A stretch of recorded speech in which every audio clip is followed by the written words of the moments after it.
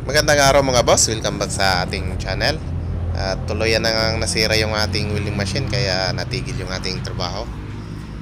So, iba muna yung ating gagawin ngayon, yung ating battery controller, speed controller na battery yung gamit. So, dumating na rin kasi yung ating in-order na speed controller at yung mga accessories. So, kompleto na po ito mga boss, kaya dito na lang muna tayo magtatrabaho.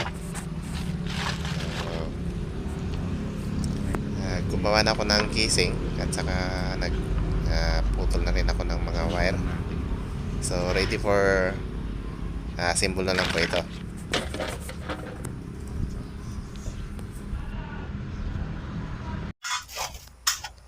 Ang una ko pong ikakabit mga boss ay yung ating fuse holder. So bago natin ikabit ay lalagyan na natin ng lead para hindi na po tayo mahirapan, kasi pag naka-mount na po yan sa casing ay medyo mahirap paglagay ng lead. So dito pa lang sa labas ay lagyan na natin.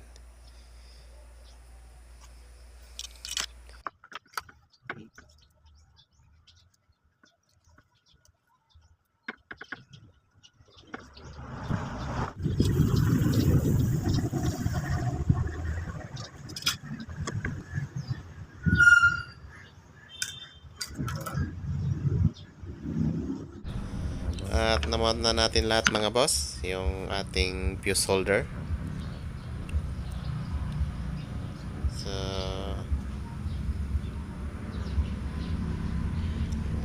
sunod ay ito naman yung ating kakabit, yung ating pinaka controller. So medyo marami-rami na rin yung ating in order para hindi na tayo pabalik-balik ng order. At sa mga gustong mag-DIY mga boss, pwede nyong gayahin to.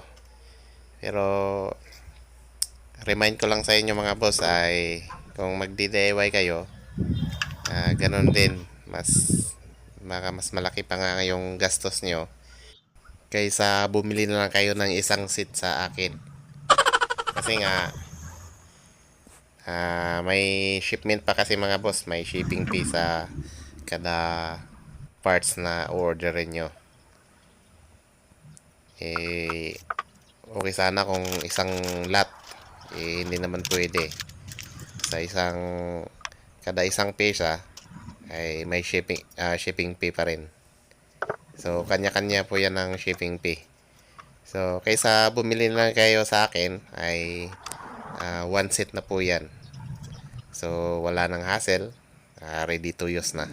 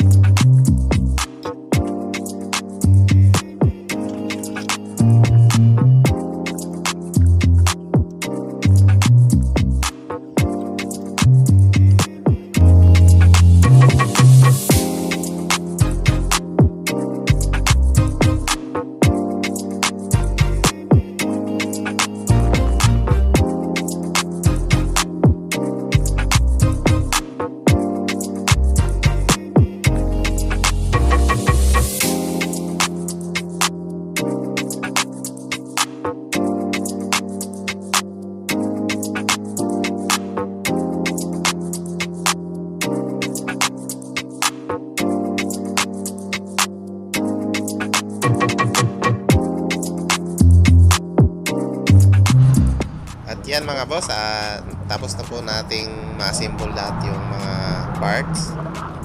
So ang gagawin natin mga boss ay tatakpan na lang po natin at bago natin pinturahan.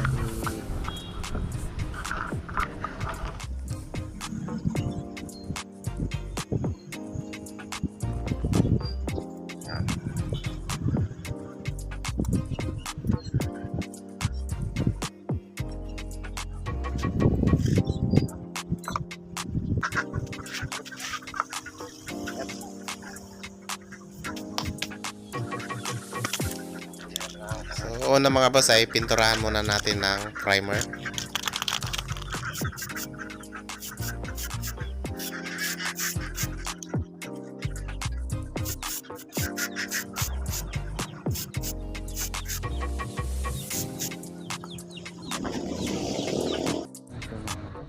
At yan mga boss, natapos na nating pinturahan ng primer.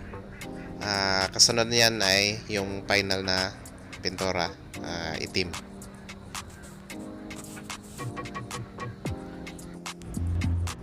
At yan na po yung ating finished product mga boss.